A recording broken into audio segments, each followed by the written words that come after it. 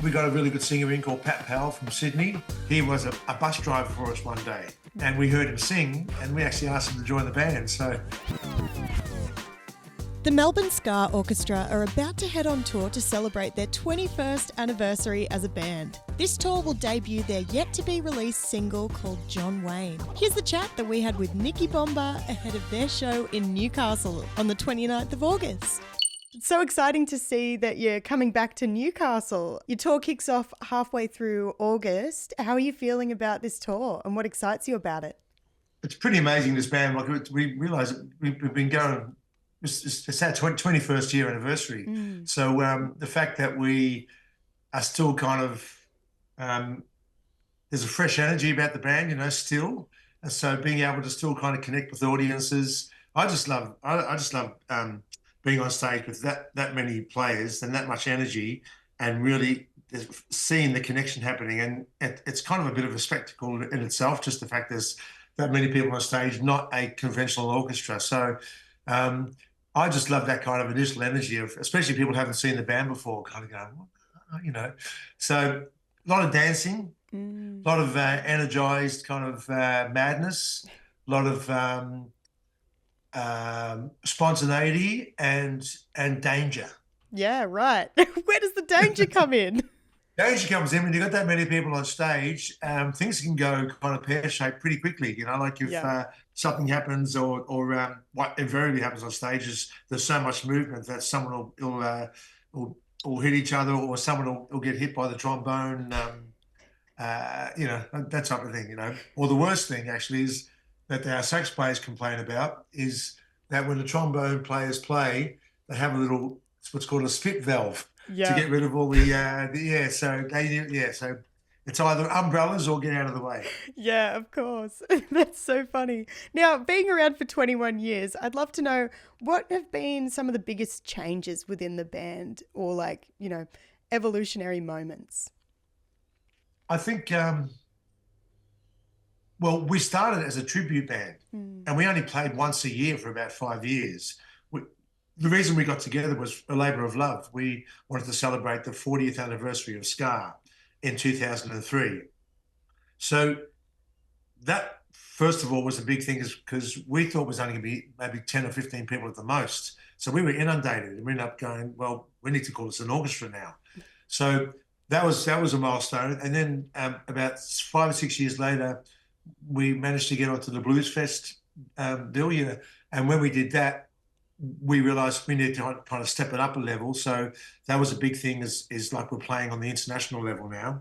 And so that was great. We really orchestrated our show. And on that show, we got offered a recording contract. Wow. So that was a milestone. And then they wanted us to do just a cover album of all the classic ska hits. And we said, no, we'll write songs. Well, and so that was the first of 11 albums that we've done, all original material, mainly original. We did one small tribute CD. And then really, we got a really good singer in called Pat Powell from Sydney. And he kind of added that schmick kind of golden voice kind of thing to the orchestra. Yes. They're the main kind of, and then the fact that we could actually tour overseas.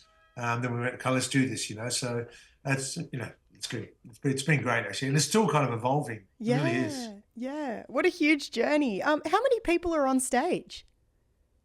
Well, when we tour interstate, it's usually around 20. And when we're in Melbourne, it can be up to 30. Wow. That's incredible. Yeah. And the flight costs, accommodation and catering is incredible too. Yeah. I was going to say, what's it like getting all of those people, to each venue? Do you have a bus, or is it mainly flights? Yeah, well, funny, because the lead singer, the new singer that I was talking about that entered the band, he was a bus driver for us one day. Yeah. And we heard him sing, and we actually asked him to join the band. So that's a story with that. But look, it's a bit like running a soccer team.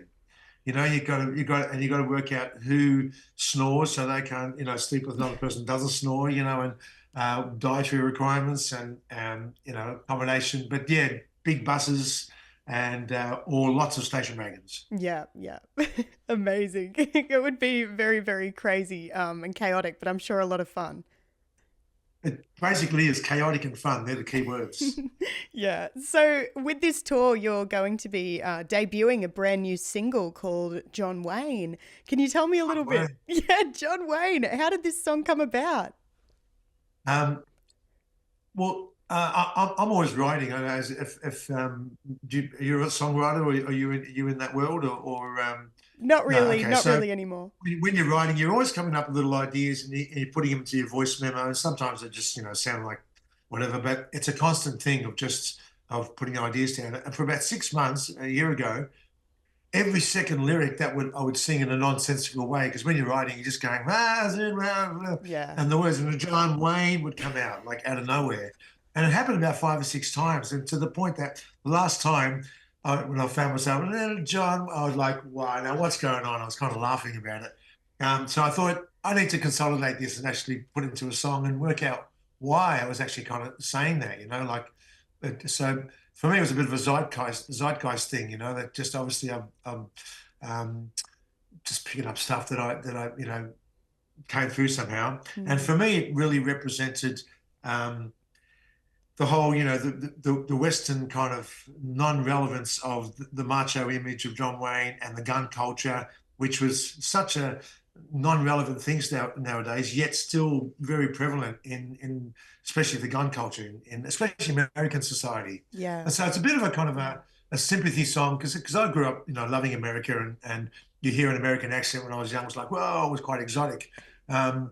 And I have there's so much great music and everything that's come from there, but there's this whole other side of it that's kind of very still one foot in the whole kind of John Wayne, that mentality, and the gun culture especially. So we thought, okay, well, how do we meld all this together? The Western ska, and the proper groove, and what do I want to say? So the film Once Upon a Time in Hollywood. Yes. The Leonardo DiCaprio character in that, where he was just flogging a dead horse with the whole kind of thing. So that kind of came into it as well. And then and the whole kind of cowboy spaghetti western thing was actually quite prevalent in the Jamaican creation of ska and reggae. They really embraced the cowboy thing for a long time, to the point that the most famous film that they ever produced in Jamaica was called The Harder They Come, which is basically about a cowboy, a renegade type of thing, So it does kind of connect, but and it came together sort of quite quickly when you got a bit of a concept that's kind of okay, cool. It kind of makes it clearer, and we want it to sound obviously like the orchestra. So a lot of elements that go into making that happen. But when you've kind of got a little vision for it, a lot of things come together quite quickly. And so I'd love to know, other than John Wayne, which I'm sure you'll be loving playing on this tour, do you have any other songs that are real standouts that you super enjoy getting behind? Yeah, well, I mean, the first single we kind of had was Get Smart, which it's a big thing in ska to do movie themes and TV themes. And so we did that theme, and that always kills live, because we do all this kind of mayhem stuff on stage. There's another song called Here's a Tripper, and we have fun with the audience with that song. And the song's about James Brown and Lee Perry. And so they're the big interaction songs. I do a bit of a drama solo in a song called Golden Wedding, and we've got a couple of surprises for people who have seen the band before, and kind of like for something different. So there's going to be a lot of rhythm. That's all I'm going to say. Okay. Yeah. So those songs kind of match it. Yeah. Well, I can't wait to see you take over the King Street Band Room on the 29th of August. It's been such a pleasure to talk to you. Thank you so much for spending some time with me.